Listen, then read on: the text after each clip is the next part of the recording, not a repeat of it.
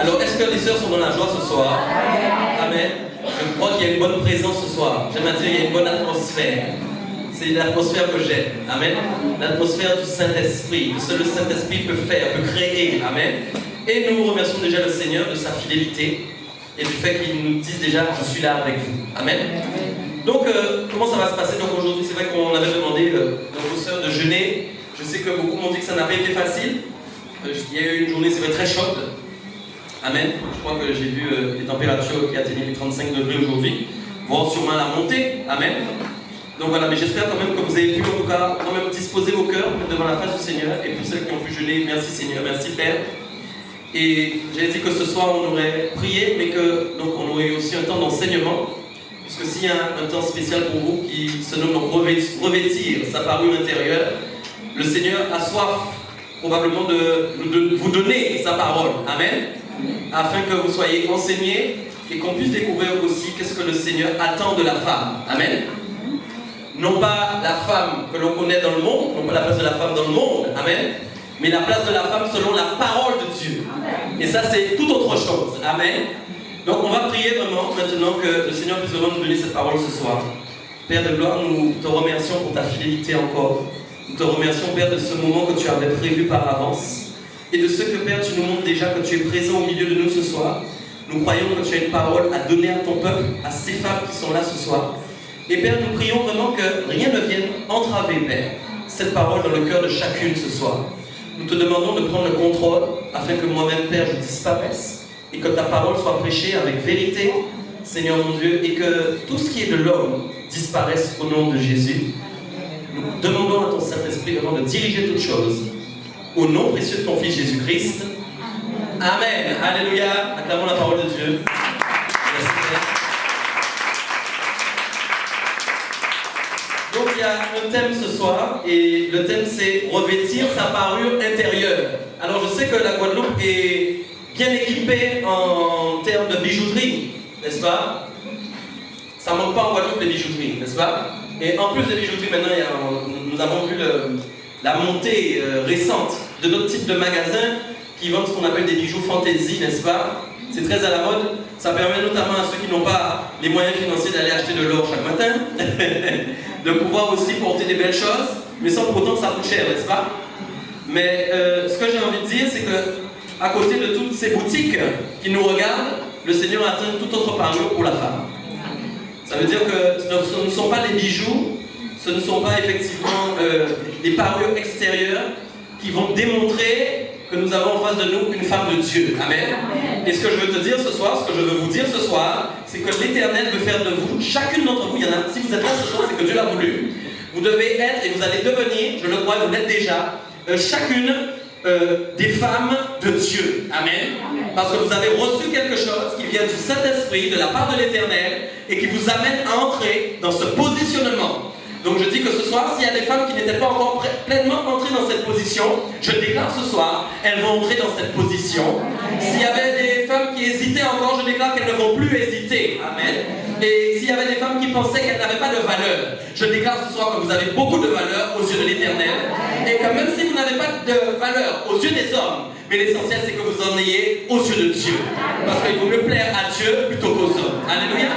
Donc je crois que c'est un message essentiel pour vous ce soir. C'est un message qui est important. Amen.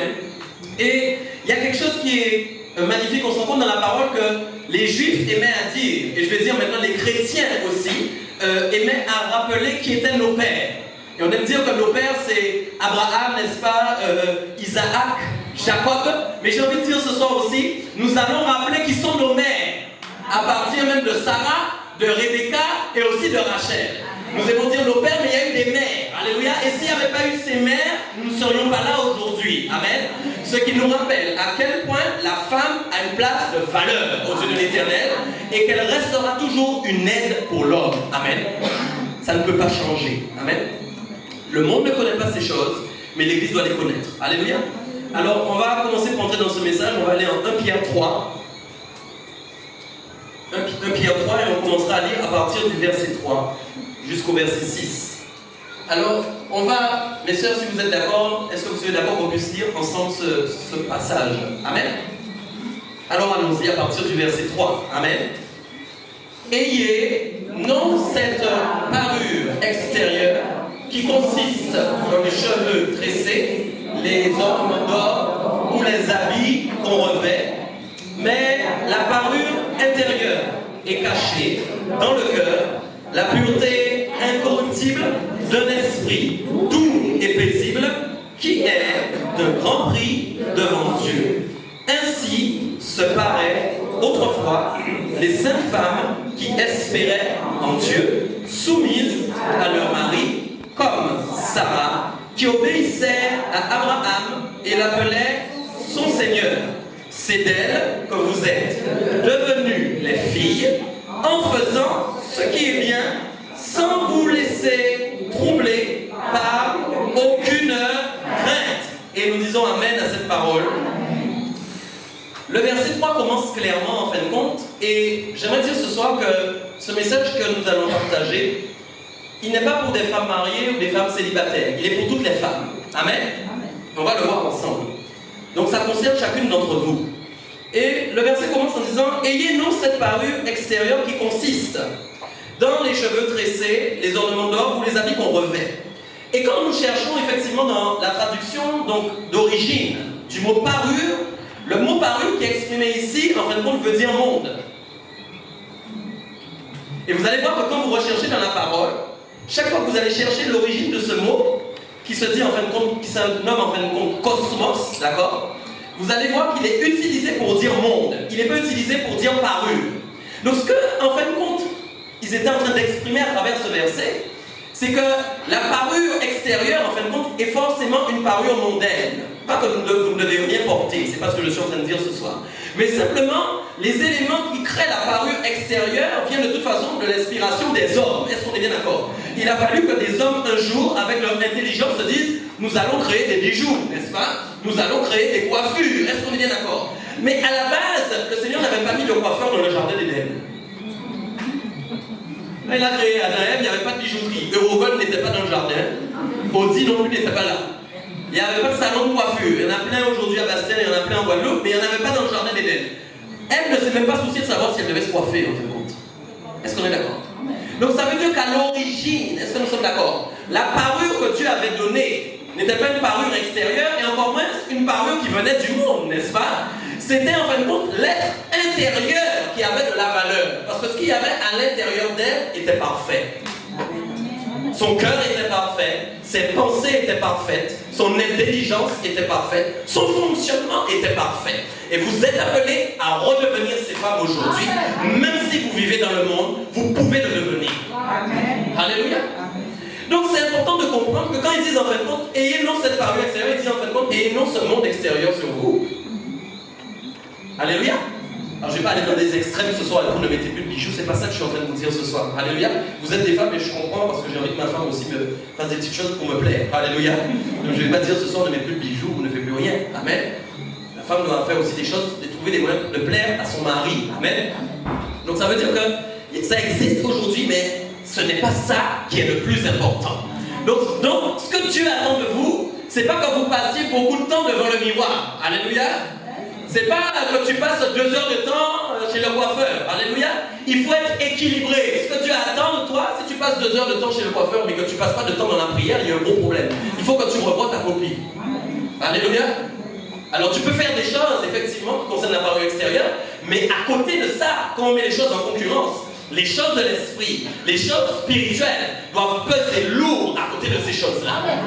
On doit avoir une parole extérieure, amen, mais quand on regarde l'intérieur, on voit encore plus de choses que ce qu'il y a à l'extérieur. Alléluia. Amen. C'est très important. Donc il dit donc, et non ce monde extérieur, en fin de compte, qui consiste, et quand il dit qu'il consiste, il est en train d'expliquer, en fin de compte, en quoi consiste le fonctionnement du monde. C'est pourquoi ne soyez pas étonnés qu'en 2015, quand vous regardez, j'espère, essayez de ne pas en voir trop, mais quand vos yeux croisent un clip à la télé, vous êtes choqués parfois. Tellement ça va loin. Parce que le monde, ce qu'on appelle la parure extérieure, le monde extérieur est en train de s'appliquer sur la vie des femmes. On est en train de coller le monde sur le corps des femmes. Alléluia. Donc ça passe par des coiffures, ça passe par des manières de se maquiller, ça passe par des manières de s'habiller, ça passe par des bijoux qu'on porte. Des fois il y a des bijoux, ils sont tellement gros, ils sont plus gros même que la tête de la personne qui les porte. Je dis combien ils vont pour faire ça?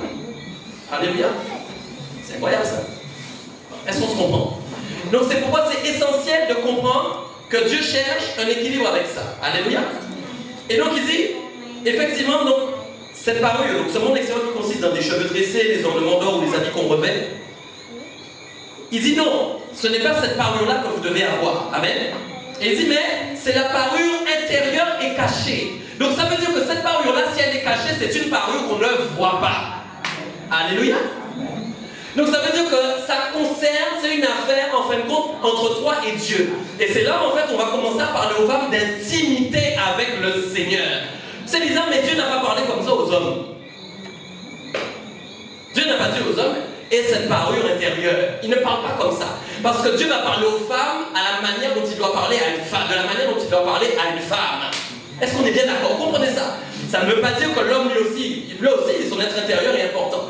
Mais vous, il va vous parler de parure intérieure, c'est-à-dire, il est en train de parler d'intimité avec vous, de moments intimes, de moments cachés, de choses que les gens ne voient pas, mais qui est présent dans vos vies. Est-ce qu'on se comprend? Donc cette poésie, ce n'est surtout pas cette parure extérieure qui compte le plus, en fin de compte. Mais ce qui compte, c'est cette fameuse parure intérieure cachée, mais qui est où? Dans le cœur.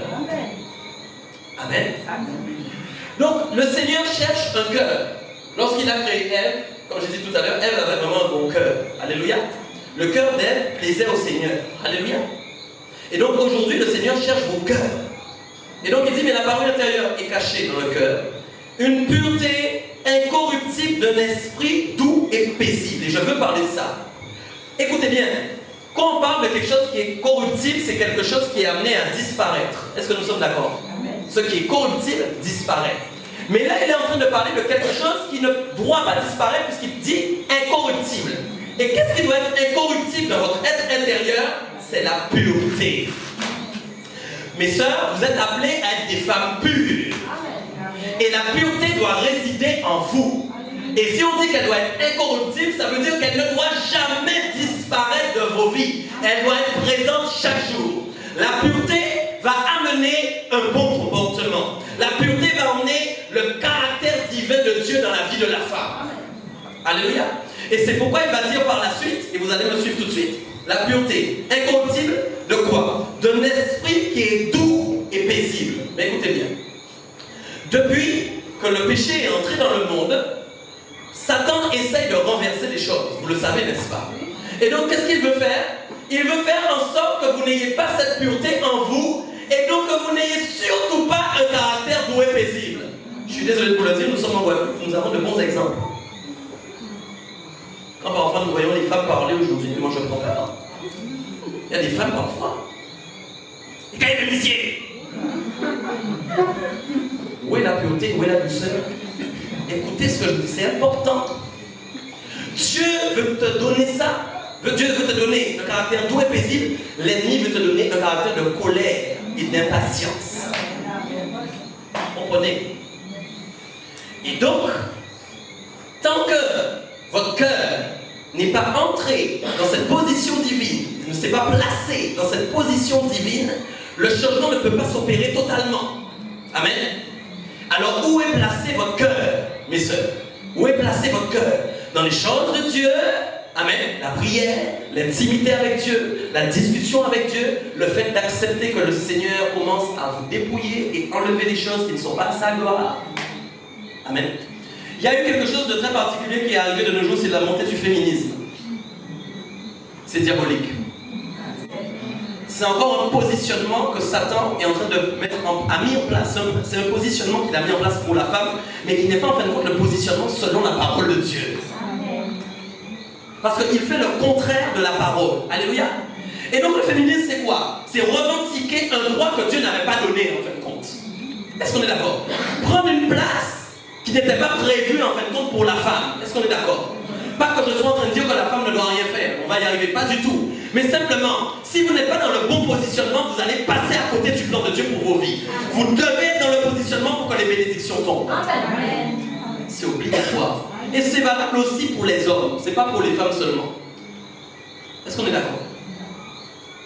Donc il dit, et là ça devient intéressant, je sens qu'on va rigoler. Donc, la pureté incorruptible d'un esprit doux et paisible, qui est d'un grand prix devant Dieu. Donc nous ne parlons pas de quelque chose qui coûte cher à la bijouterie. Nous parlons d'un prix que Dieu lui-même a mis et qui dit ça a un grand prix pour moi. Ça veut dire que ça a beaucoup de valeur pour moi. Mes sœurs, vous devez chercher à plaire à Dieu, nous le savons. Mais cherchez surtout à récupérer ce qui est un grand prix aux yeux de Dieu.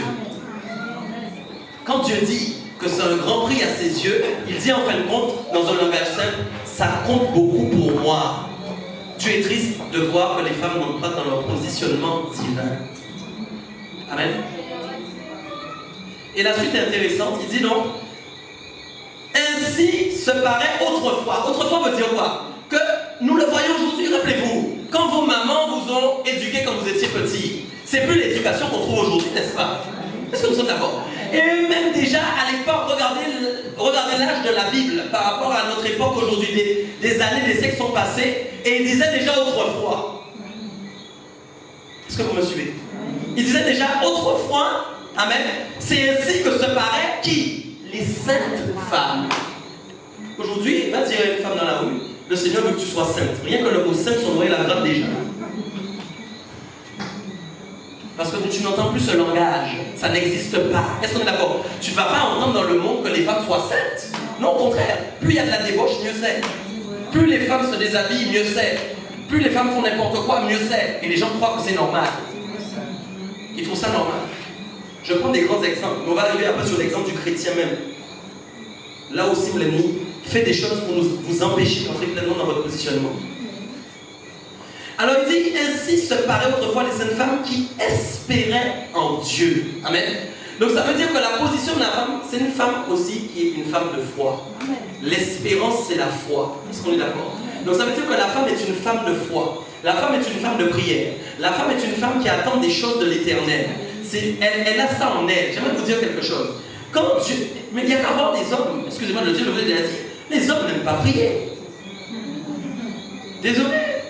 Mais c'est la vérité, je sais d'où je viens moi-même. Les hommes n'aiment pas prier. Amen. Il faut les bousculer pour qu'ils aillent prier. Amen. La femme a cette particularité. Pourquoi? Parce que Dieu a disposé son cœur de façon à ce qu'elle soit dans des choses intimes avec l'Éternel. L'homme aussi, bien sûr, doit le faire. Mais la femme a quelque chose de particulier dans son positionnement à cause de la soumission que Dieu a mis en place dans son cœur. Amen. Et on ne parle pas de soumission qui a un rapport avec le machisme du monde. On parle de positionnement, de soumission que l'Éternel a créée, une soumission divine. Amen. Qui fait qu'elle est prête à s'humilier sous la main du Seigneur et à attendre patiemment que l'Éternel fasse. C'est pourquoi je conseille les femmes mariées toujours. Vos maris ne vont pas beaucoup vous écouter. Je suis désolé de vous l'annoncer, mais c'est la vérité. Ils vous diront souvent, oh chérie, tu avais raison. Il n'y a pas beaucoup de femmes mariées ce soir peut-être. Ils vous diront souvent, chérie, tu avais raison. Vous avez l'exemple depuis dans le jardin. Parce que la femme est là pour prier et elle est là pour avertir. Elle est une aide. Et pour celles qui ne sont pas mariées, vous êtes mariées au Seigneur. Donc vous devez aussi être soumise à votre Dieu afin que Dieu vous utilise pour avertir d'autres aussi sur votre chemin. Est-ce qu'on est d'accord? Si tu n'as pas encore de mari, tu es soumise à Dieu. Amen, c'est tout.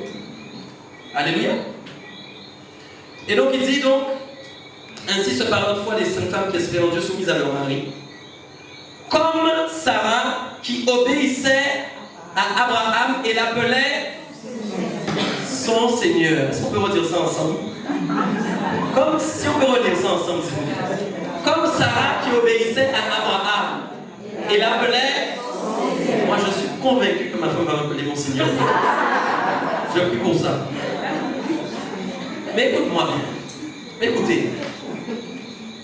C'est quand même formidable que nous puissions voir qu'une femme depuis à l'époque de la Genèse, c'est-à-dire à l'époque d'Abraham, appelait son mari mon Seigneur, et que vous trouviez bizarre aujourd'hui qu'une femme puisse appeler son mari mon Seigneur. C'est possible. Si elle l'appelle mon Seigneur parce qu'elle le voit comme son maître, mais en tant que charnellement, ça me pose problème, est-ce qu'on est d'accord? Mais si elle l'appelle mon Seigneur spirituellement, je vais l'expliquer tout à l'heure, c'est autre chose, c'est une autre dimension. Amen. Alors écoutez, il dit, la parole dit donc, comme Sarah qui obéissait à Abraham l'appelait son Seigneur. Donc la parole dit en fait compte que c'était à cause de son obéissance qu'elle l'appelait mon Seigneur. Sarah avait compris que son mari était un gouverneur en fin de compte. On va dire ça au monde d'aujourd'hui. Allez expliquer aux femmes que leur mari est le gouverneur et que c'est lui qui gouverne. Ça pose problème, ça. Et pourtant, c'est la réalité. Amen. Et donc, elle obéissait à Allah. Elle l'appelait son Seigneur. Et là où ça devient intéressant, les gens vont me dire, ouais, mais pasteur, c'était pour l'époque. Mais lis avec moi la suite. C'est d'elle que vous êtes devenues les filles, en faisant ce qui est bien, sans vous laisser troubler par... Alors c'est bien de dire, nous sommes les filles de Sarah. Mais alors faites comme ça. Hein? Amen. Quand on instruit nos enfants, on leur apprend à dire bonjour. Donc Sarah vous a appris aujourd'hui à dire à votre mari, mon Seigneur. Alléluia. C'est difficile, chérie, ça. Il y a un point qui est important, qui est capital. La parole dit que c'est d'elle que vous êtes devenues les filles. À une condition, en faisant ce qui est bien. On ne devient pas les filles de Sarah comme ça. Vous pouvez dire que vous êtes chrétienne, mais ça ne veut pas dire que vous êtes entré dans la dimension des filles de Sarah. Et c'est là, ce soir, que je veux vous emmener. Vous devez devenir les filles de Sarah. On doit avoir en vous des Sarah. Il doit y avoir des Sarah dans toute l'assemblée. Amen. Parce que vous pouvez être chrétienne, vous pouvez avoir choisi Jésus-Christ, mais ne pas être dans ce positionnement-là.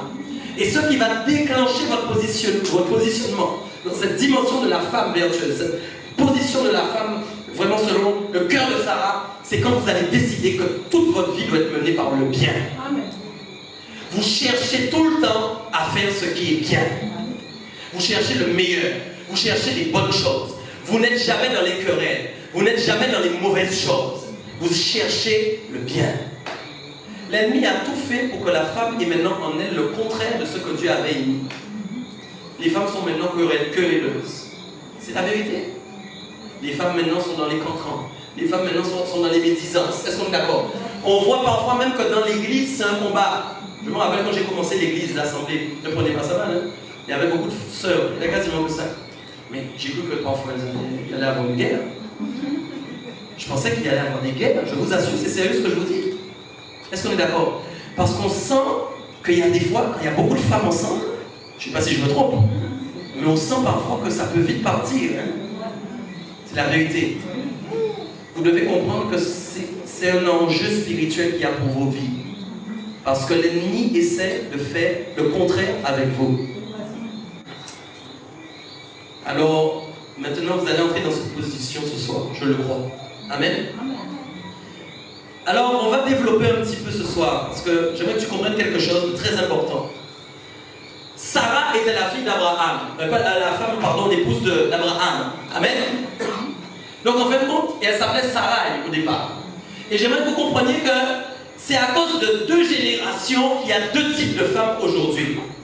Et vous devez vous positionner pour être dans la bonne génération.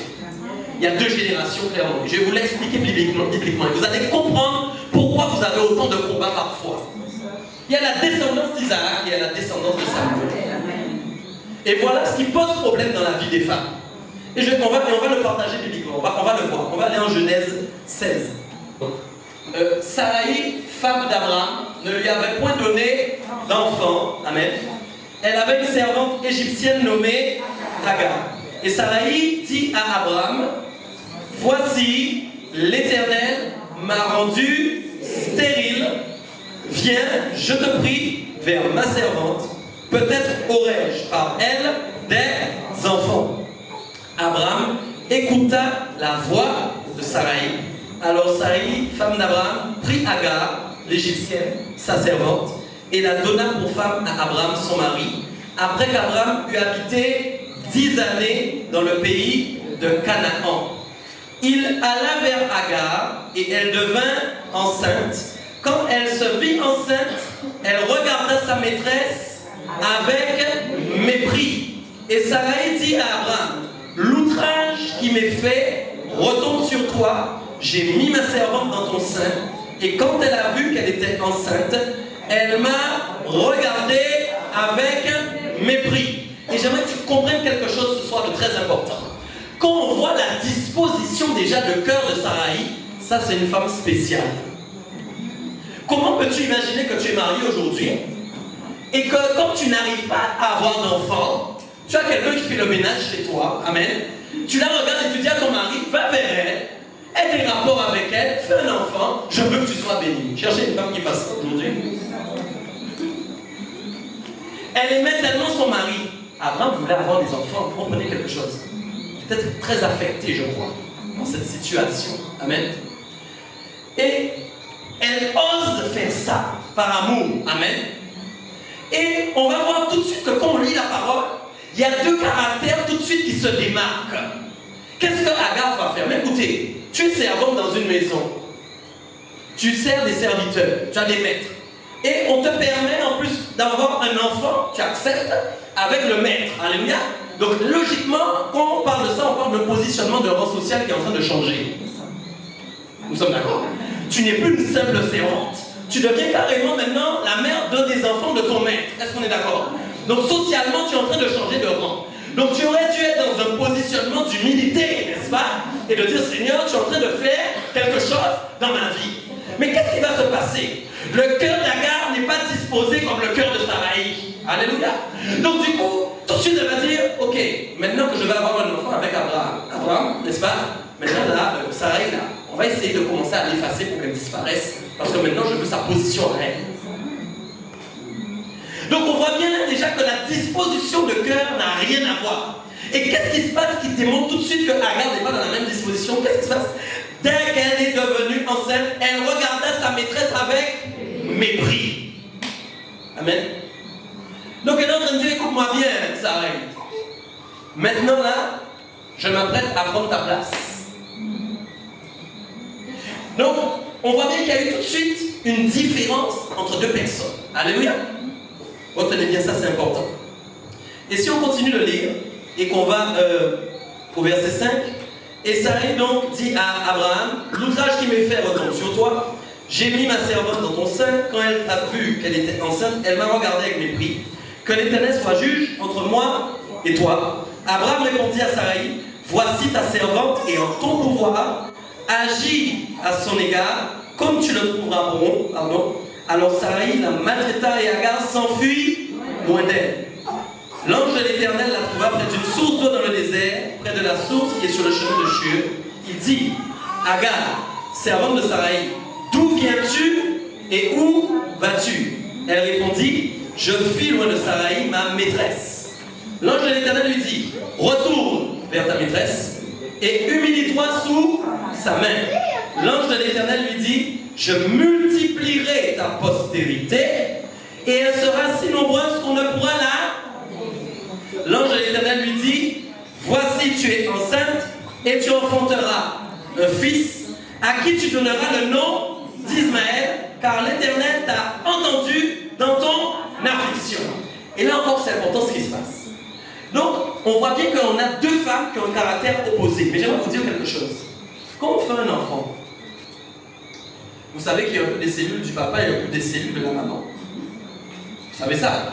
Et donc, qu'est-ce qui se passe souvent? Quand les enfants grandissent, on dit tiens, on dirait le papa parfois, et tiens, là, on dirait la maman. Vous avez déjà vu ça, n'est-ce pas? Parce que même parfois, dans le caractère de l'enfant, et selon aussi l'instruction qu'on va lui donner, il récupère quoi? Des gènes. Est-ce qu'on est d'accord? C'est pourquoi parfois, nous-mêmes, avant que nous ayons le Seigneur dans nos vies, nous sommes parfois arrivés avec des choses dans nos vies qui nous gênaient, n'est-ce pas? Du fait que nos parents les avaient. Est-ce qu'on est d'accord? Donc, comprenez bien une chose. L'enfant qui va naître des entrailles de Agar, alléluia, et Dieu est en train de dire, il aura une d'Abraham, et c'est un enfant qui a un petit peu de Agar. Est-ce qu'on est d'accord? Donc le positionnement aussi du cœur d'Agar sera présent aussi dans la vie de cet homme. J'aimerais que vous compreniez ça. Ce qu'il a en lui vient un peu d'Agar et un peu d'Abraham. D'accord? À tel point même que Dieu va dire, comme il y a Abraham en jeu dans cette affaire, lui aussi, il aura aussi une grande postérité. Amen. Pourtant, ce n'est pas l'enfant légitime. Amen. Mais Dieu dit, je vais faire de lui une postérité. Je vous assure, c'est à cause d'Abraham que Dieu l'a déclaré. C'est à cause d'Abraham. Est-ce qu'on se comprend? Parce qu'Abraham est appelé à être béni. Alléluia. Et donc elle dit, tu enfanteras un fils à qui tu donneras le nom d'Ismaël, car l'Éternel t'a entendu dans ton affliction. Lisez avec moi, c'est intéressant. Il sera comme un âne sauvage. sa main sera contre tous, et la main de tous sera contre lui. Donc ça veut dire que la descendance qui va arriver de cet homme, ce sera une descendance qui sera tout le temps dans des conflits. Et regardez aujourd'hui le positionnement de la femme dans le monde. L'ennemi fait tout pour qu'elle soit dans des conflits. C'est la vérité. Vous n'avez qu'à voir dans le monde de l'entreprise parfois. Les femmes, combien de fois il y a des conflits. C'est la vérité. Parfois même dans les familles. Alléluia. Donc il faut comprendre une chose. Il dit non seulement ça, mais il dit en plus ce sera un âne sauvage. L'âne sauvage, c'est une nature fière et agressive. Un âne sauvage, sa nature, il est agressif et il est fier. Et on voit bien que quand il dit, il parle d'âne sauvage, on voit bien que la première réaction de Agar, c'était d'avoir du mépris envers sa maîtresse. Donc vous voyez bien qu'on parle, on est en train de parler de la même descendance, d'un comportement qui ressemble au comportement de la maman, n'est-ce pas? Et donc il sera reflété ensuite sur toute la descendance. Amen. Et la mauvaise nouvelle, c'est que quand nous sommes venus dans le monde, c'est dans cette génération que nous sommes venus. Quand vous êtes arrivés, vous n'étiez pas encore affiliés à la génération d'Abraham. Mes sœurs, est-ce que vous comprenez ce que je suis en train de vous dire? Vous étiez affiliés à cette génération-là, à cette descendance-là. Amen. D'accord? Et donc il dit, donc sa main sera contre tous, et la main de tous sera contre lui, et il habitera en face de tous ses frères. Alléluia. Donc ça c'est la descendance donc, de Samuel, mais qu'on appelle aussi la descendance d'Ismaël, et qu'on appelle aussi la descendance du rejet. Aujourd'hui, dans ce jour, beaucoup de sœurs sont dans des problèmes de rejet. Est-ce qu'on se comprend? Parce que spirituellement même, le diable veut faire croire aux femmes qu'elles sont rejetées. Et c'est la vérité, ça. Amen. Alors que Dieu vous a adopté. Est-ce qu'on est d'accord? Donc vous n'êtes plus rejetés. Même si vous êtes rejetés par les hommes, mais vous n'êtes pas rejetés par Dieu, vous êtes adoptés par Dieu. Donc les problèmes de rejet ne peuvent plus résider en vous. Il faut les bannir et il faut les refuser. L'ennemi joue avec ça dans le cœur des femmes pour leur faire croire qu'elles sont tout le temps rejetées. Je vous assure, c'est spirituel, c'est réel. À cause du rejet qu'a subi Agar à l'origine. Amen. Donc c'est important qu'on parle de ça, mais on va parler aussi, donc du coup, de la suite en Genèse 17. Amen. Avec le positionnement d'un suite d'Isaac, qu'on puisse bien comprendre les choses. Genèse 17, verset 15. Ok, lisons ensemble. Il a dit, Dieu dit à Abraham, tu ne donneras plus à Saraï, ta femme, le nom de Saraï, mais son nom sera Sarah. Ok. Donc là, il y a quelque chose d'intéressant. Il faut se demander pourquoi le Seigneur, à un moment, a changé le nom de Saraï en Sarah. D'accord? Saraï voulait dire ma femme. Ma princesse, pardon. Ma princesse. Donc en fin de compte, c'était un prénom qui s'adressait à Abraham directement. Amen. Et Sarah veut dire en fin de compte princesse tout court. Donc en fin de compte, Dieu est en train de dire, tu n'es plus la princesse d'Abraham seulement, mais tu es devenue maintenant ma princesse à moi. Donc ça veut dire que si vous-même vous êtes fille de Sarah, nous sommes d'accord? Vous n'appartenez pas d'abord à votre mari, mes sœurs. Vous appartenez d'abord à Dieu. C'est pourquoi le mari ne doit pas prendre la première place dans vos cœurs. Et c'est pourquoi si vous n'êtes pas encore marié, le mariage ne doit pas prendre la première place dans vos cœurs. Sinon vous n'êtes pas marié à Dieu. Vous vous appelez à ce moment-là Saraï toujours. Eh oui. Ta place c'est Sarah. Donc ça veut dire que Dieu a la première place dans ton cœur. Et tu attends autant convenable que Dieu fasse ce qu'il a à faire avec toi. Que ses promesses arrivent. Donc en fin de compte, Saraï était attachée seulement à Abraham. Elle aimait Dieu, oui. Mais le prénom voulait dire, c'est mon mari, Amen, Abraham. Et donc Dieu a dit, maintenant c'est ça. Et il y a un autre mot d'ailleurs qui fait partie donc, de la définition du mot Sarah, femme noble. D'accord? Femme noble. Donc c'est une manière d'être, une manière de vivre. Amen. Qui accompagne le caractère, le comportement de Sarah. Alléluia. Et donc, il dit donc, Dieu dit à Abraham, tu ne donneras plus à Sarai ta femme le nom de Sarai, mais son nom sera Sarah. Je la bénirai et je te donnerai d'elle un fils. Je la bénirai et elle deviendra des nations, des rois, de peuples sortiront d'elle. Alléluia. Donc regardez bien quelque chose. Le Seigneur a proclamé la même chose pour Ismaël. Est-ce que nous sommes d'accord? Il dit, oui, il y aura une postérité. Mais il n'a pas parlé de la même manière. Regardez bien, quand tu retournes en 16, 11, il dit, l'ange de l'Éternel lui dit, voici tu es enceinte, tu enfanteras un fils, à qui tu donneras le nom d'Ismaël, car l'Éternel t'a entendu dans ton affliction. Amen. Au verset 10, il dit, pardon, je multiplierai ta postérité, elle sera si nombreuse qu'on ne pourra la compter. Dieu a dit que ça. Il y aura du nombre, il y aura du chiffre, il y aura du monde. Mais Dieu n'a rien dit d'autre. Est-ce qu'on est d'accord?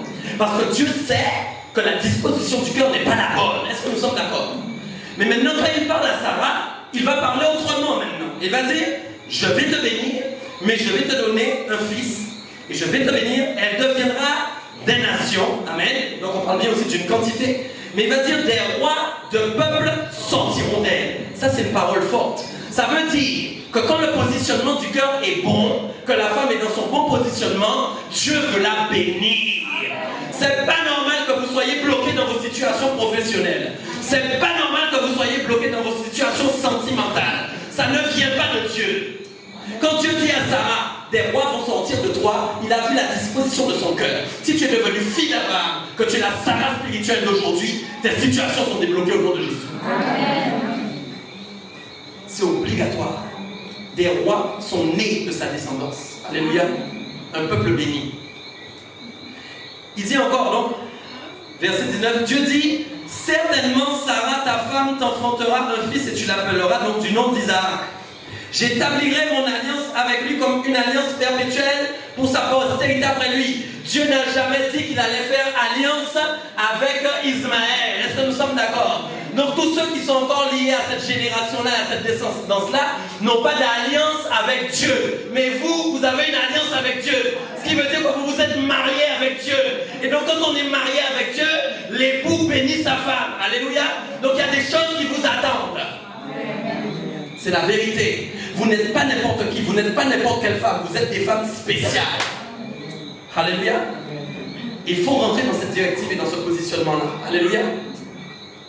Dieu a fait alliance avec vous. Amen. Les femmes du monde ne connaissent pas ça. Elles font alliance avec un mari, elles se marient, elles croient qu'elles ont fait quelque chose de fort. Alléluia. Mais la vraie alliance, la meilleure alliance, c'est celle qu'on a fait avec Dieu. C'est ça qui va rendre ton mariage solide. C'est ça qui est en train de préparer ton futur mariage. C'est ça aussi peut-être qui est en train de te préparer à rester célibataire. Parce que c'est possible aussi.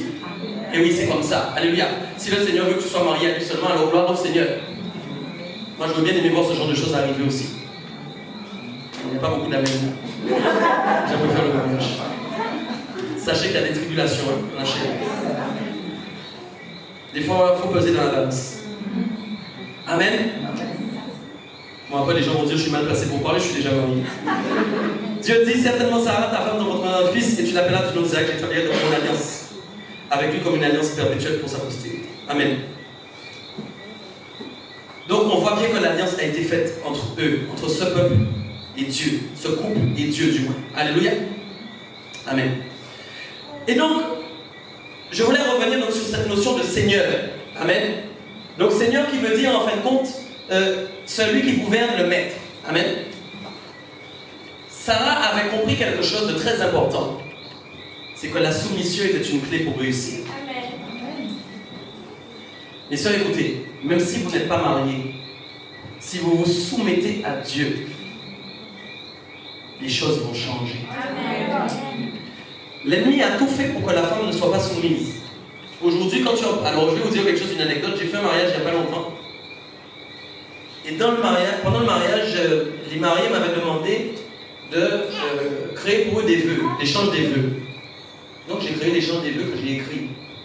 Et dans l'échange des vœux donc, que j'ai fait citer, enfin dire oralement, à un moment il y avait une phrase qui disait, je crois, enfin je ne me rappelle plus des mots exacts, mais qui disait en gros, je promets, en fin de compte, je te promets de t'être soumise. C'est biblique, non? La Bible dit, femmes soyez soumises à vos maris, comme l'Église est soumise à Christ. Il ne me semble pas avoir dit une phrase anti-biblique, non?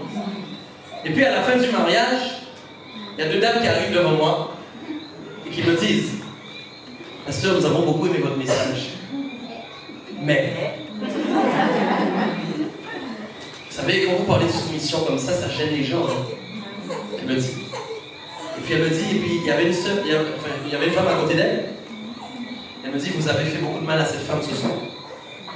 Alors je dis, Seigneur, mais je suis venu bénir les gens, j'ai fait du mal à quelqu'un. C'est dur ça. Qu'est-ce que j'ai fait? Elle me dit, quand vous avez parlé de ça, elle vient de divorcer, elle s'est rendue compte qu'elle n'était pas là-dedans. Elle est blessée à cause de ses paroles. Donc comprenez bien qu'un mot, et elle me dit, elle me dit, vous savez, il vaut mieux ne pas parler de soumission dans un mariage.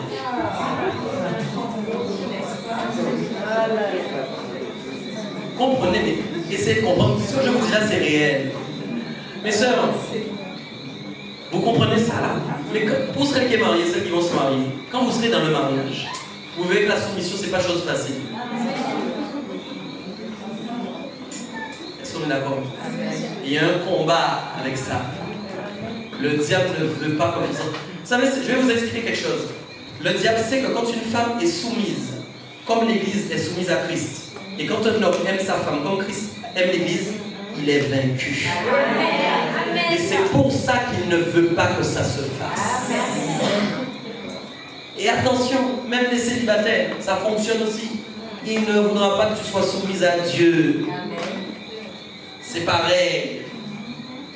Il préfère que vous soyez rebelle, que vous répondiez, que vous vous opposiez. Amen. Que vous ayez un langage qui n'est pas normal envers votre époux. Alléluia. Mais même s'il a tort, laisse-le se tromper. Amen. Laisse-le se tromper. C'est lui qui viendra te dire, je me suis trompé. J'ai eu tort. Est-ce qu'on se comprend? Alors la soumission est un problème. Amen. Pourtant, je vais vous dire, c'est la clé de la réussite pour votre génération.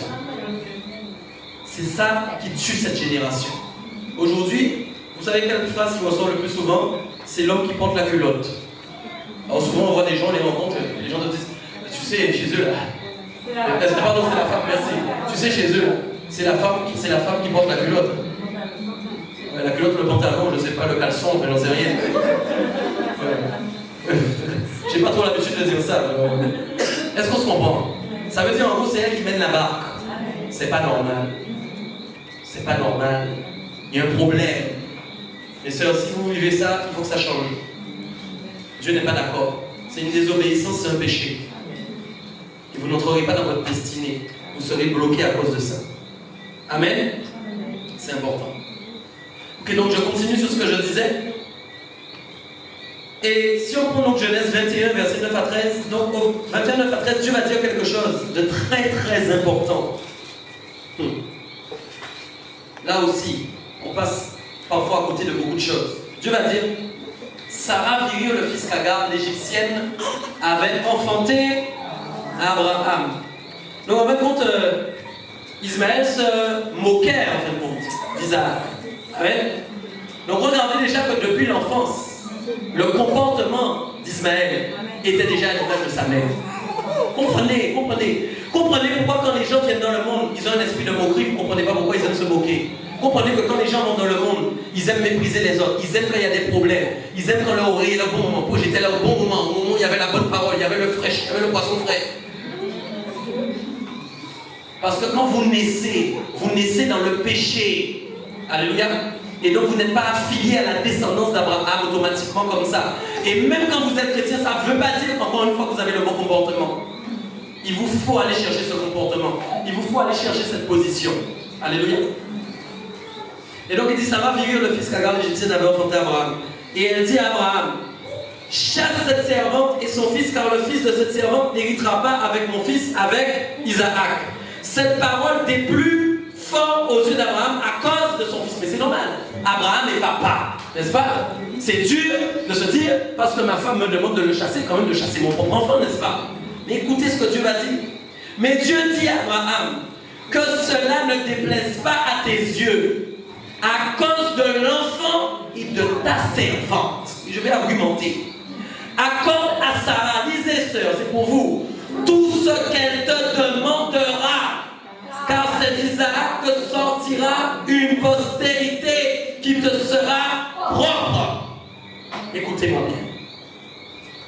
vous dire quelque chose. Ce que vous demandez à Dieu, je parle des prières spirituelles bien sûr, et de ce que Dieu attend de vous. Vous êtes appelés à avoir l'accord de Dieu dans tout ce que vous demandez. Amen. Et je vais vous dire pourquoi. Dieu a dit que cela ne déplaise pas à tes yeux à cause de quelqu'un, à cause d'Isaac et à cause de Sarah. Et je veux te dire quelque chose. À cause d'eux et à cause de Jésus-Christ, Dieu veut t'accorder des bénédictions. À cause d'eux. Et il a dit encore, car accorde à Sarah tout ce qu'elle te demande, car c'est Isaac que sortira une postérité qui te sera propre. Donc le problème de Dieu, c'était pas que Ismaël se soit seulement moqué. Le problème de Dieu, c'est que la postérité n'était pas la postérité propre à Abraham et Sarah. Est-ce que vous comprenez? Il y avait un partage qui n'était pas le bon partage. Il y a une moitié dans cet homme qui n'est pas la moitié de Dieu. Est-ce que vous comprenez? Et parfois, vous êtes déjà devenu chrétienne, vous marchez encore avec cette moitié d'Ismaël en vous. Il faut la briser au nom de Jésus. Il y a moitié Abraham, il y a moitié Ismaël, mais c'est pas normal ça où tu vas comme ça. Ma soeur, sois pleinement Abraham au nom de Jésus. Sois pleinement Sarah au nom de Jésus. Parce qu'Ismaël est là et il tire ton bras en disant, je réclame encore des choses. On parle d'Ismaël, on peut tout simplement parler du monde qui existe aujourd'hui et de ce que l'ennemi a mis en place tout simplement. Est-ce qu'on est d'accord? C'est deux cœurs, c'est deux pensées différentes. Il y a Dieu d'un côté, il y a le diable de l'autre. Alléluia. Et il dit donc, il dit, à cause de la servante de l'enfant, il dit donc, accorde-lui donc tout ce qu'elle te demande, à cause du fait que ce soit d'Isaac que sort la postérité qui est propre. Alléluia. Donc ça veut dire qu'il n'y a aucune raison, s'il n'y a plus d'Ismaël en vous, quand vous parlez à Dieu, Dieu vous écoute. Quand vous demandez à Dieu, Dieu vous accorde. Est-ce qu'on se comprend? C'est réel ce qu'on est en train de dire ce soir, mes sœurs. Je veux que ça ait un impact dans vos vies. Pas simplement une parole que vous écoutez, mais une parole que vous saisissez, dans laquelle vous entrez pleinement. Amen. Alléluia. Amen. Genèse 24, 14. Alors, il y a quelque chose qui est important, et là encore on va comprendre. Donc, quand Isaac avait déjà grandi, amen, et Isaac était donc descendant effectivement d'Abraham et de Sarah, n'est-ce pas? Mais lui-même, il devait assurer la descendance et la postérité derrière. Est-ce que nous sommes d'accord?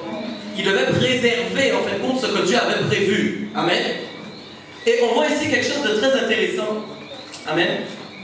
Au verset 14, il est dit, alors Genèse 24, verset 14, je vais même remonter un peu avant. Isabelle, on va aller au verset 1, comme ça on comprendra mieux. Verset 1. Ok, il dit, Abraham était vieux, avancé en âge, et l'Éternel avait béni Abraham en toutes choses. Abraham dit à son serviteur, le plus ancien de sa maison, l'intendant de tous ses biens, mais je te prie ta main sous ma cuisse, et je te ferai jurer par l'Éternel, le Dieu du ciel et de la terre, de Dieu de la terre, de ne pas prendre pour mon fils une femme parmi les filles des Cananéens au milieu desquels j'habite, mais d'aller dans mon pays et dans ma patrie prendre une femme pour mon fils Isaac. Donc Abraham est en train de dire, mon fils arrive en âge d'être marié. Est-ce que nous sommes d'accord? Mais la première chose qu'il va demander, ne va surtout pas chercher une étrangère. S'il y en a qui ne sont pas encore mariés là pour l'instant, si ça vient du monde, n'acceptez pas, ça ne vient pas de Dieu. Est-ce qu'on se comprend? Voilà comment le diable encore nous piège. Les gens maintenant, ils m'ont dit, oui, mais il va se convertir après. Moi, je dirais plutôt, joue la sécurité. La Bible dit de ne pas se mettre sous un joug étranger. Abraham dit, quand Dieu m'a dit, écoute, si Dieu me dit, ma postérité va être bénie, des rois vont sortir de ma postérité. C'est que la personne même qui doit être l'épouse de mon fils doit être elle-même comme Sarah aussi. Mais oui. Donc il dit la première chose, c'est pas à l'étranger qu'on va aller la chercher. On va aller la chercher chez moi d'abord. Alléluia. Ça c'est une chose. Et il dit encore. Donc mais d'aller, verset 4, dans mon pays, dans ma patrie, prendre une femme pour mon fils Isaac. Le serviteur lui répondit, peut-être la femme ne voudra-t-elle pas me suivre dans ce pays-ci? Devrais-je mener ton fils dans le pays d'où tu es sorti? Abraham lui dit, garde-toi d'y mener mon fils. L'Éternel, le Dieu du ciel, qui m'a fait sortir de la maison de mon père et de ma patrie, qui m'a parlé, qui m'a juré en disant, je donnerai ce pays à ta postérité, lui-même enverra son ange devant toi, et c'est de là que tu prendras une femme pour mon fils. Là encore, c'est intéressant. Il n'est pas en train de faire le choix lui-même de la femme d'Isaac. Et Isaac n'est pas en train de choisir lui-même. Si tu n'es pas marié, fais pas ton propre choix, demande à Dieu de choisir pour toi. Là encore, c'est important. Alléluia. Il sait que s'il fait son propre choix, il peut se tromper. Il a besoin que ce soit l'Éternel qui fasse le choix pour lui. Amen. Et il lui dit donc, si la femme ne veut pas te suivre, tu seras dégagé de ce serment que je te fais faire. On va aller plus loin, verset 10. Le serviteur prit 10 chameaux parmi les chameaux de son seigneur et il partit, ayant à sa disposition tous les biens de son seigneur. Il se leva et alla en Mésopotamie, à la ville de Nachor. Il fit reposer les chameaux sur leurs genoux, hors de la ville, près d'un puits. Au temps du soir, au temps où sortent celles qui vont puiser de l'eau. Alors écoute-moi bien. Nous sommes dans une situation, vous êtes là, vous êtes les sœurs, et puis, tiens, il y a une piscine là. Amen. Et ça tombe bien, il fait chaud ce soir. Amen. Et il faut aller puiser de l'eau. Bon, pas celle-là, elle n'est pas bonne à boire, mais au moins pour se rafraîchir. Amen. Donc il y a des femmes qui sortent. Donc il dit qu'il y a des sœurs ici. Il veut dire qu'il y a plein de sœurs, mais on ne connaît pas la disposition de cœur de toutes les sœurs qui sont là, n'est-ce pas? N'est-ce pas? Et moi je vous vois là, mais je ne vous connais pas en fin de compte. Le soir, je ne suis pas avec vous, je ne vous vois pas. La journée, je ne vous vois pas. Amen. Il n'y a que Dieu qui vous connaît. Alléluia. Donc quand vous allez sortir là, il y a un peuple de femmes qui sont dehors. Alléluia, pour aller chercher de l'eau pour se rafraîchir. Et donc il dit, Amen. Il se leva dans Mésopotamie à la ville de Nachor. Il fit reposer les chameaux sur leurs genoux hors de la ville, près d'un puits. Donc autant du soir, autant où sortent les celles qui vont puiser de l'eau. Et il dit, Éternel Dieu de mon Seigneur Abraham, fais-moi, je te prie, rencontrer aujourd'hui ce que je désire, et use de bonté envers mon Seigneur Abraham. Voici, je me tiens près de la source d'eau, donc à côté là, alléluia, et les filles des gens de la ville vont sortir pour puiser de l'eau. Lisons, que la jeune fille à laquelle je dirai, penche ta bouche, je te prie, pour que je boive, et qui répondra, bois, et je donnerai aussi à boire à tes chameaux, soit celle que tu as destinée à ton serviteur Isaac, et par là je connaîtrai que tu uses de bonté envers mon Seigneur. Mais attends, ce qu'il est en train de demander là quand même, c'est vraiment pas n'importe quelle femme. Parce que si tu as l'habitude d'aller chercher de l'eau là pour te rafraîchir, excuse-moi, il y a beau avoir 10 chiens couchés là, je ne sais pas si tu vas avoir le réflexe d'aller leur donner à boire aussi pour leur mettre. Donc lui-même, la demande qu'il est en train de faire, il est en train de dire, je veux une femme pour Isaac qui soit à l'image de Abraham, qui soit à l'image de Sarah. Alléluia. Parce que la descendance qui doit venir doit lui ressembler. Je ne peux pas prendre n'importe qui. Alléluia. Donc parmi toutes ces femmes qui sortent, laquelle est la vertueuse? Alléluia. Parmi vous, laquelle est la vertueuse? Alléluia. Laquelle a une disposition de cœur assez soumise pour faire plus même que l'homme attendait d'elle? Alléluia. Il attend quelque chose, mais il y a une femme qui a une telle disposition de cœur qui est prête à faire plus. C'est exactement ce qui s'est passé avec Jésus aussi. Il y a des femmes qui étaient bien disposées et qui l'aidaient d'une manière particulière. Est-ce qu'on est d'accord? Ça va? Donc il dit, verset 14, que la jeune fille à laquelle donc je dirai, penche ta couche, je te prie pour que je boive. Alors déjà, première chose, non seulement tu arrives, tu vas puiser de l'eau, mais en plus il y a quelqu'un qui est là qui dit, hey, penche ta couche pour que je boive. Ça déjà, il y en a beaucoup qui disent, hey, quel est ici? Quoi, c'est pas vrai? Ou qui disent, hey, j'ai pas le temps. Mais soyons vrais, soyons sincères. J'ai pas le temps, là, je suis pressé, j'ai mon business à faire là ce soir. Hey, quoi, penche ma couche et donne-toi de l'eau. Attends. La disposition du cœur. Et attends, c'est pas fini. Pour que je boive. Donc en gros, fais-moi boire de l'eau. Il dit même pas donne-moi un verre d'eau. Groupe de l'eau, ça fait du bien. Hein? Alléluia. Donc ça apprend la soumission, tout ça. Amen. Écoutez, un homme est là, tu ne le connais pas. C'est comme si tu vas à la bassine, puis le gars qui t'attend là, puis il dit, hey, penche ta couche, fais-moi boire. Je vous donne des images pour que vous puissiez comprendre. Et c'est pas fini, il va dire, donc penche ta couche, je te prie, pour que je boive, et qui répondra, écoute la réponse, bois, et je donnerai aussi à boire à tes chameaux. C'est-à-dire que je vais faire plus que ce que tu m'as demandé. Je vais faire au-delà. Alléluia. Sois celle que tu as destinée à ton serviteur Isaac. Amen. Il n'avait pas, verset 15, encore fini de parler que sortit sa couche sur l'épaule. Rebecca, née de Bethuel, fils de Milka, femme de Nachor, frère d'Abraham. Frère de qui? Ça reste à la maison. Allez, mais oui, écoutez, comprenez bien. De nos jours, c'est plus possible. Amen. Mais il fallait qu'il y ait une postérité qui naisse et qui soit parfaite. Vous devez comprendre ça. Ça ne pouvait pas être à l'étranger. Alléluia. C'est pourquoi vous-même, quand vous êtes au Seigneur, si jamais on vous dit, mais oui, tu peux faire alliance avec un païen, il va se convertir après, comme je vous disais, ce n'est pas vrai. Ce n'est pas biblique. Est-ce qu'on se comprend? Vous allez prendre des problèmes. Vous serez obligé de mettre vos genoux vont beaucoup s'user. Vous allez beaucoup pleurer. Vous allez beaucoup souffrir. Ça va être dur. Ça va être dur. Est-ce qu'on se comprend? Amen. C'était, alors, ça devient encore intéressant, c'était une jeune fille qui était très belle de figure. Écoute-moi bien. Il n'a jamais demandé une seule fois une belle fille. Il n'a jamais demandé ça. Donc c'est pas parce qu'on dit qu'elle était belle de figure que ça veut dire quelque chose en fait. Elle avait un atout en plus. Amen. Mais c'était pas ce qui comptait en fait. Alléluia. C'était une jeune femme, donc une jeune fille très belle de figure. Elle était vierge, pure. Amen. Et aucun homme ne l'avait connue. Elle descendit à la source, remplit sa couche et remonta. Le serviteur courut au-devant d'elle et dit, laisse-moi boire, je te prie, un peu d'eau de ta couche. Elle répondit, bois, bois, mon Seigneur. Encore, bois, mon Seigneur. Elle ne le connaît pas. Quelle soumission. Bois, mon Seigneur. Alors écoutez, si une étrangère a dit à un inconnu, mon Seigneur, mon épouse doit me dire mon Seigneur. Elle était vierge, aucun homme ne l'avait connue, elle descendit à sa remplit sa couche et remonta.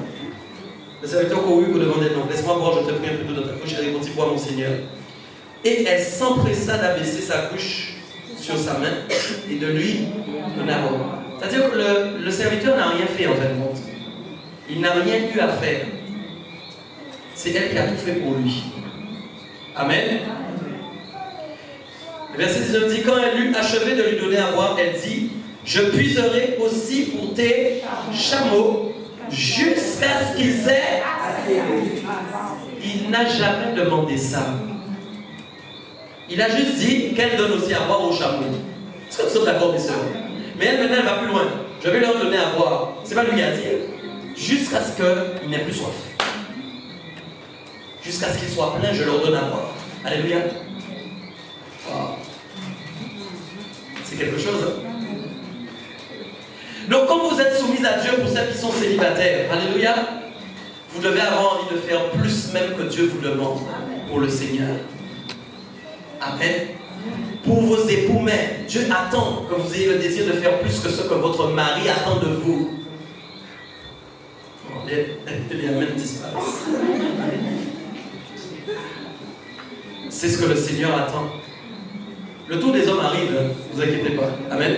Mais ce soir, je parle aux femmes. Je ne vais pas commencer à parler pour les hommes. Amen. Le Seigneur attend que vous ayez une disposition de cœur qui vous amène à faire plus même encore. Alléluia. Quand elle lui a achevé donc de lui donner à boire, elle dit, je puiserai donc pour tes chameaux jusqu'à ce qu'ils aient assez bu. Et elle s'empressa de vider sa couche d'un abreuvoir. Regardez, écoutez les mots. Mes sœurs, écoutez les mots. Ne lisez pas comme ça la Bible. Écoutez ce qui est dit. Elle s'empressa. Donc elle n'est pas là comme ça en train de dire je fais quelque chose. Elle est pressée en fin de compte. Alléluia. De servir. Elle est pressée de servir. Amen. Elle s'empressa de vider sa couche dans l'abreuvoir. Et courut encore au puits pour puiser. Et elle puisa pour tous les chameaux. Alléluia. Gloire au Seigneur. Elle est dans une disposition de cœur réelle pour se soumettre au Seigneur. Alléluia. Se soumettre aux directives de Dieu d'une manière particulière. Amen.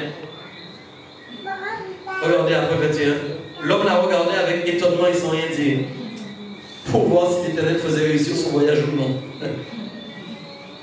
Alléluia. cette femme-là a fait au-delà de ce que Dieu même avait demandé. C'est là où on arrive dans quelque chose de très important. Dieu attend des choses de vous, mais il attend votre part, qui est parfois plus que ce qu'il vous a demandé. Mais attention, hein, c'est pas plus pour aller faire n'importe quoi. Hein.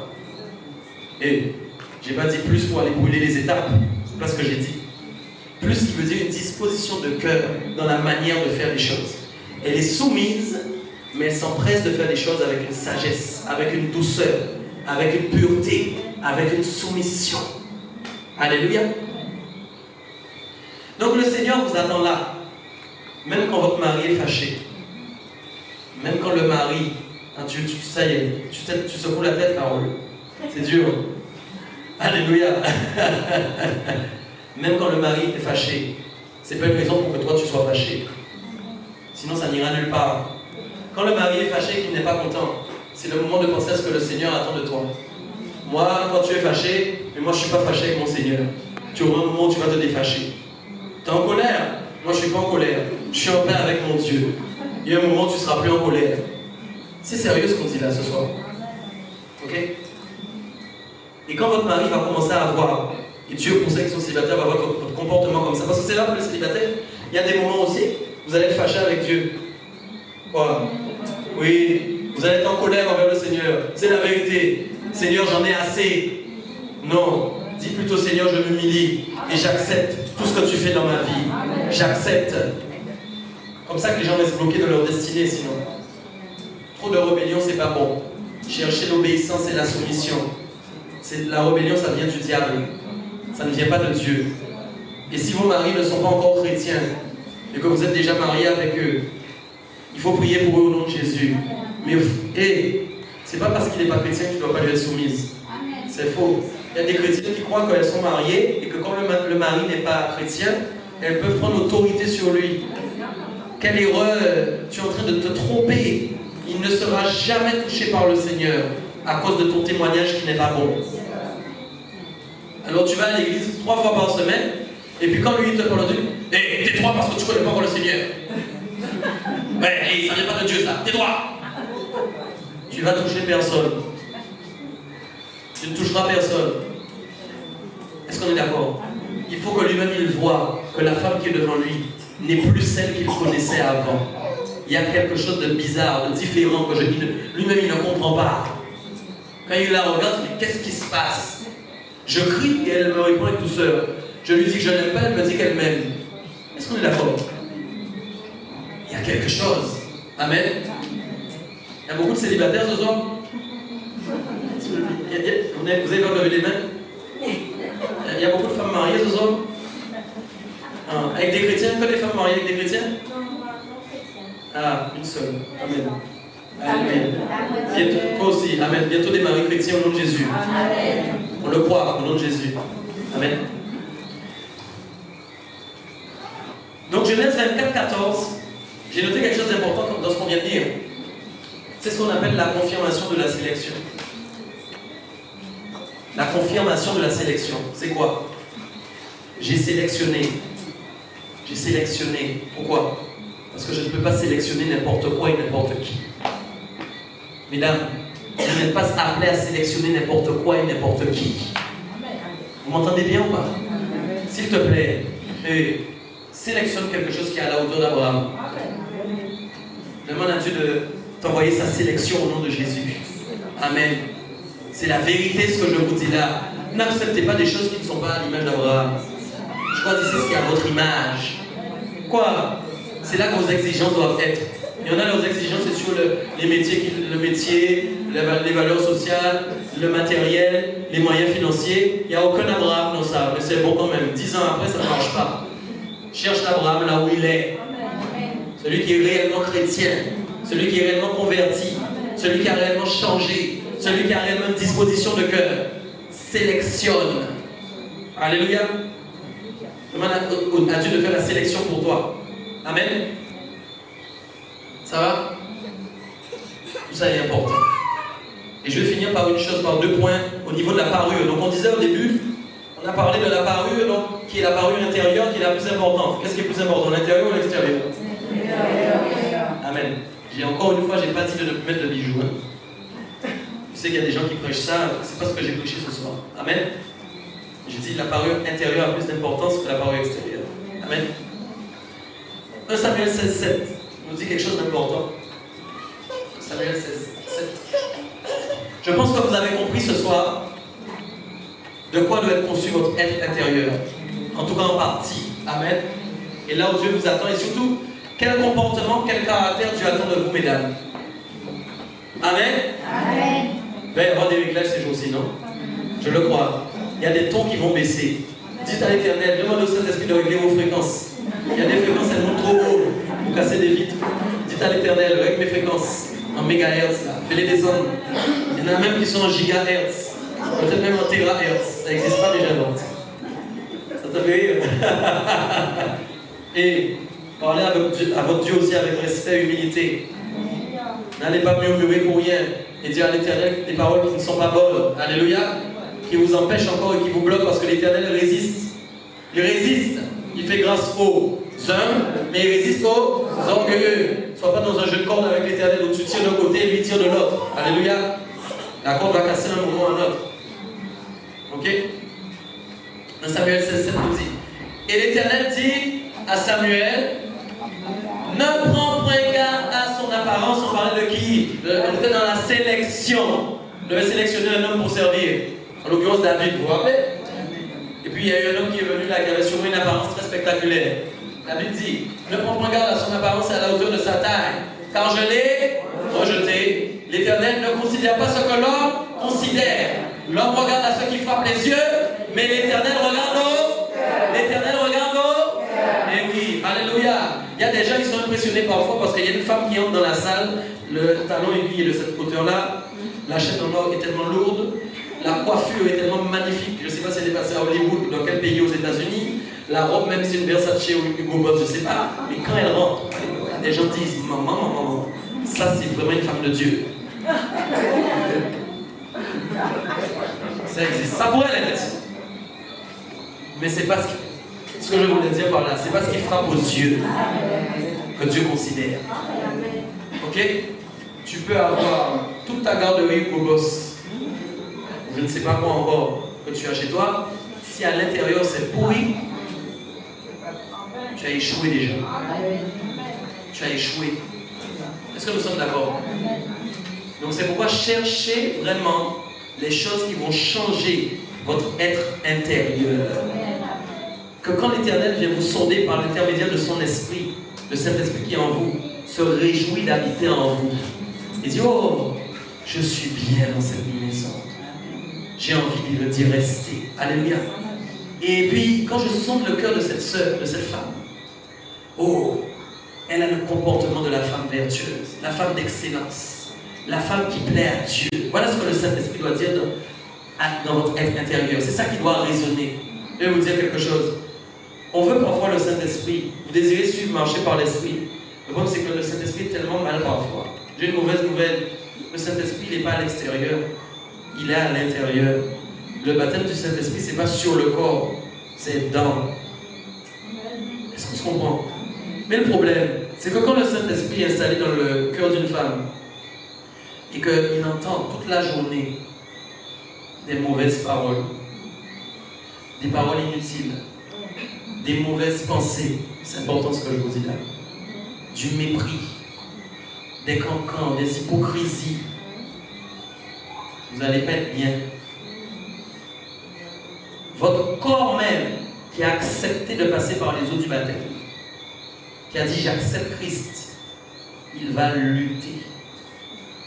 Vous m'entendez bien? Il va lutter. Est-ce qu'on se comprend? Pourquoi il va lutter? Parce que l'Esprit est venu amener autre chose. Mais que quand il vient, c'est d'autres choses qu'il découvre. Alléluia. Donc vous devez faire le ménage. Amen. Quand vous entendez les paroles qu'on vient de donner ce soir, ça ne doit pas passer par une oreille et ressortir par l'autre. Amen. Si ça ressort par l'autre, ça n'aura aucun effet.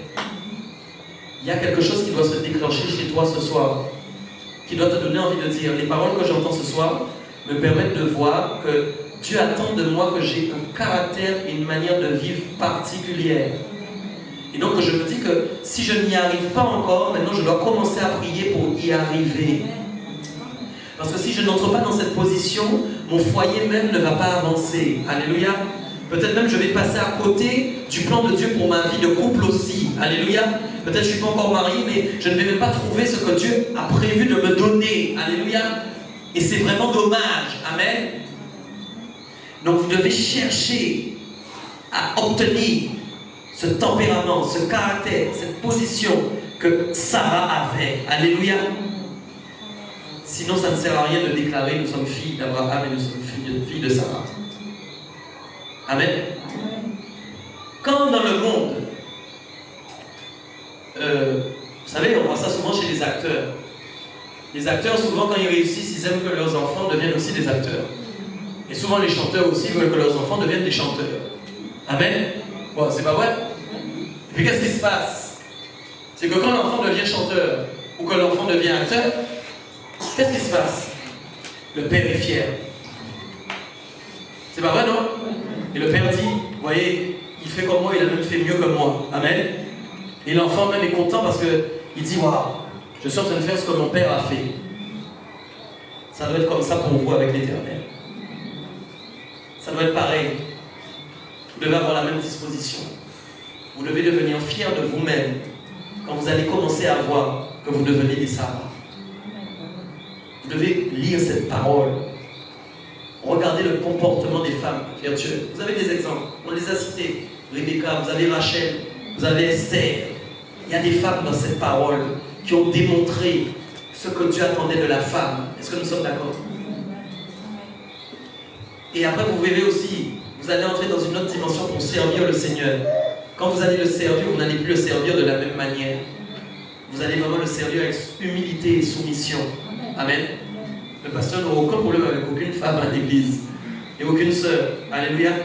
Parce que vous serez prête pour servir à la manière de Dieu. Alléluia. N'oubliez jamais d'où vous venez et que le Seigneur est là maintenant pour changer vos vies. Amen. Vos vies n'ont pas été changées seulement quand vous êtes passé par les eaux du baptême.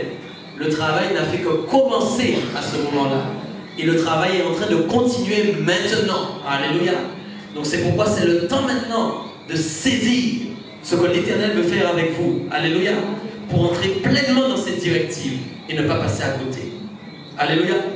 Je vais m'arrêter là, on va se lever et on va vraiment prier. J'espère vraiment que cette parole vous a fait du bien ce soir, mes sœurs. Qu'on a pu parler vraiment de cette parure, non pas la mondaine, alléluia, mais la parure vraiment intérieure que Dieu attend de chacune d'entre vous. Est-ce qu'il y a des filles d'Abraham ce soir et des filles de Sarah dans la salle? Alléluia. Il y en a beaucoup ou pas? Amen. Alléluia.